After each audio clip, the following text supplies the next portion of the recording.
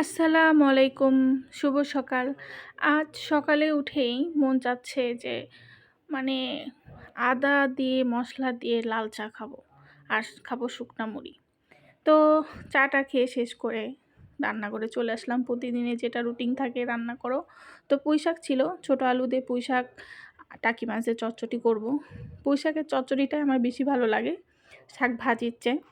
তো সাধারণত ছোট আলু যেহেতু আছে, তো সেটা দিয়ে চচ্চড়ি করি। ছোটো আলু দিয়ে চচ্চড়ি কিন্তু সব ভালোই লাগে। তো এদিকে আমি একপাশে চচ্চড়ি বসিয়ে দিলাম। আর এখানে আমি একটা ডাল চচ্চড়ি করব। মানে ডাল চচ্চড়ি না, ঘন ডাল রান্না করব। শর্টকাট ভাবে রান্না করব। এটা সবাই খাবো, বিশেষ করে বাচ্চাদের জন্য করব। তো ডাল আমি এভাবে টমেটো দিলাম, ধনেপাতা দিয়ে দিলাম, সব কিছু দিয়ে সিদ্ধ হয়ে গেলে এখন বাগার দিব। আমি এভাবেই ডাল ঘনভাবে রান্না করি। চচ্চড়ি বলতে আমি ঘন করে ডাল এভাবেই রান্না করি। এভাবে রান্না করলে সবাই পছন্দ করে, আমার হাজব্যান্ডও পছন্দ করে। তো এদিকে ডাল হয়ে গেছে আর এখানে আমি একটা ভাজি করব।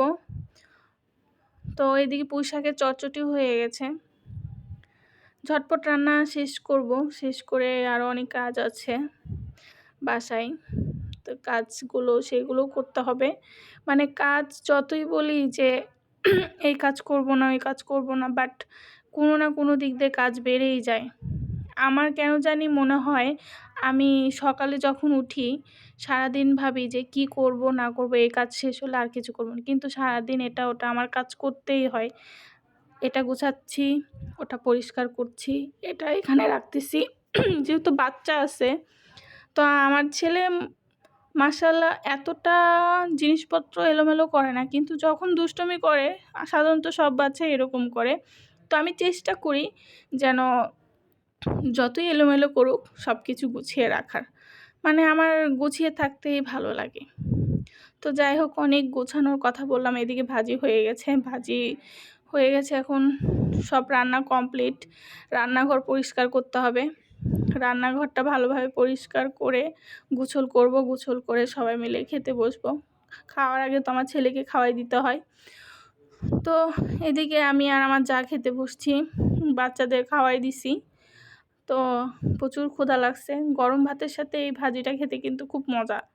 মানে আমার যা বলতেছিল যে ভাবি অনেক মজা হয়েছে, বাট আমি যেটাই রান্না করি কেন জানি ও সবসময় বলে আপনার হাতের সব রান্নাই মজা। ও যদি আমার বাসায় এসে এক গ্লাস পানিও খাই, বলে যে পানিটাও খুব টেস্ট লাগতেছে।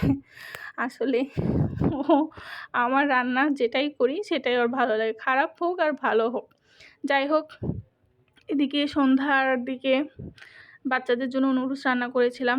ওদেরকে নুডলস খাওয়াই দিয়ে এদিকে মাসের জন্য টুকটাক বাসার শুকনা খাবার, বিস্কিট, চানাচুর, তো চানাচুর সব কিছু প্যাকেট করে গুছিয়ে রেখে রাত্রের একটা তরকারি রান্না করলাম। কুমড়ো বড়ি দিয়ে, বেগুন আলু দিয়ে পাঙ্গাস মাছের ঝোল।